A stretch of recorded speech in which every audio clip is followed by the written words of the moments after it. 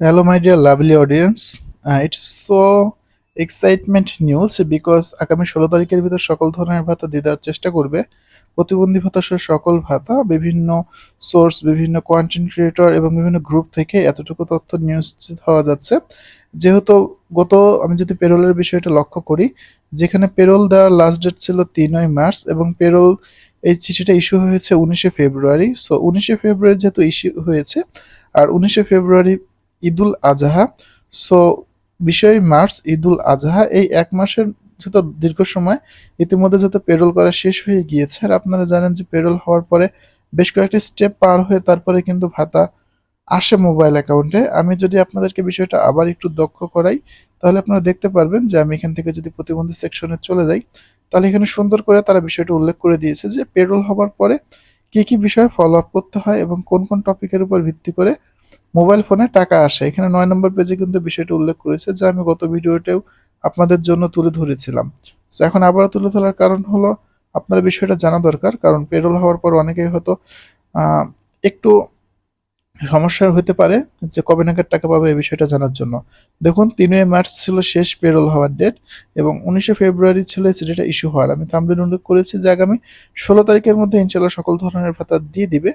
Because যখন আপনি পেরোলটা submit করবেন, পেরোল সাবমিট হওয়ার পরে 7টা স্টেপ পার হওয়ার পরে আপনার অ্যাকাউন্টে টাকা আসে।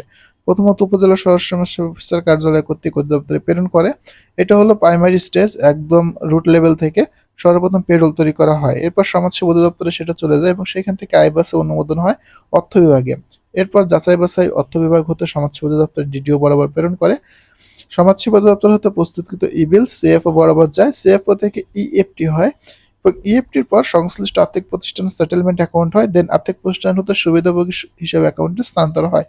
এই যে 7টা স্টেপ, এই 7টা স্টেপ ফলো হতে কিন্তু একটু সময় লাগবে।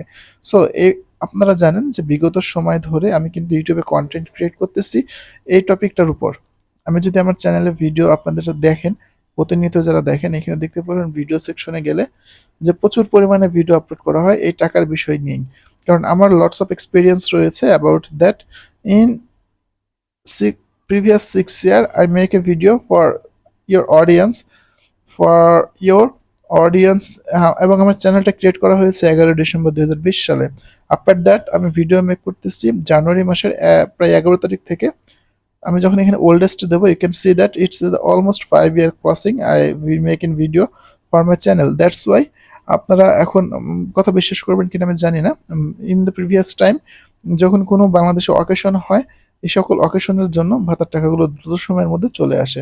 সো এবারও যেহেতু পবিত্র ঈদ উল ফিতর অনুষ্ঠিত হতে যাচ্ছে মার্চ মাসের 20 তারিখের দিকে, সো আপনারা এতটুকু আশাবাদী থাকেন যে প্রিভিয়াস সময়ের মতো এত কোনো দেরি হবে না। আই হোপ আপনারা সকলে টাকাগুলো পেয়ে যাবেন খুব দ্রুত সময়ের মধ্যে। That's it about our video, about my video, and I hope 16 তারিখের মধ্যে ইনশাল্লাহ সকল ভাতার টাকা ক্লিয়ার করে দিবে সরকার।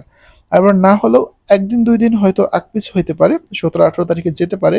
তবে 16 তারিখ it's the main focusable day, if I can see that. Because সকলেই আমি দেখতেছি যে ইতিমধ্যে ভিডিও বানাচ্ছে এই টপিকটার উপরেই, যে আগামী 15-16 তারিখের মধ্যে টাকা ঢুকে চলে আসবে ভাতার টাকা। সো যদি নাও আসে, আপনার 1টা 2 দিন এদিক সেদিক হইতে পারে। That's it the payroll matter. Because payroll যেগুলো শেষের দিকে করে সেগুলো একটু ডেট নিয়ে টাকা ঢোকে, আর যেগুলো আগে করে ফেলে সেগুলো তো টাকা ঢোকাই। সো আই হোপ আপনারা সকলে ভিডিওগুলো দেখেছেন এবং ভিডিওগুলো দেখলেন, বুঝলেন। সো ইনশাল্লাহ আমি দোয়া করি আপনারা যেন দ্রুত সময়ের মধ্যে ভাতার টাকা পেয়ে যান। সো দ্যাটস ইট, ধন্যবাদ সবাইকে। ইনশাল্লাহ দেখা হবে নেক্সট ভিডিওতে, and I hope make the video for you. That's it.